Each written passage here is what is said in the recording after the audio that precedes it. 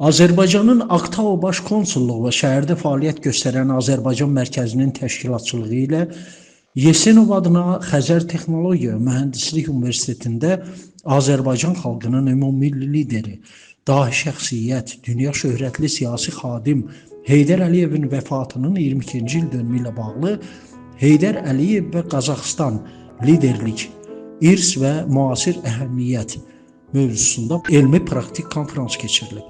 Konferansda universitetin rektoru, prorektoru, müəllimləri, tələbələri, Türkiyənin, Özbəkistanın, İranın baş konsulları, Türkmənistanın konsulu və diasporumuzun üzvləri iştirak ediblər.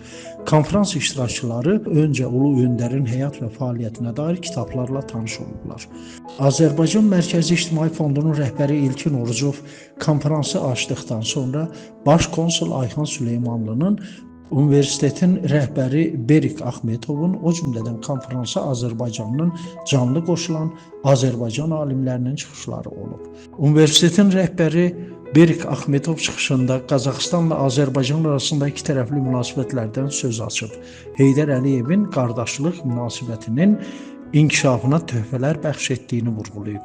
Baş konsul Ayxan Süleymanlı öz çıxışında müdrik lider Heydər Əliyevin həyat və fəaliyyətindən, o cümlədən Ulu Öndərin mükəmməl siyasətini yeni müstəvidə, dövrün tələblərinə uyğun şəkildə uğurla davam etdirən dövlətimizin başçısı İlham Əliyevin rəhbərliyi ilə Azərbaycanda görülmüş müstəsna əhəmiyyətli işlərdən, həyata keçirilən islahatlardan, bütün sahələrdə əldə olunan uğurlardan söz açıb.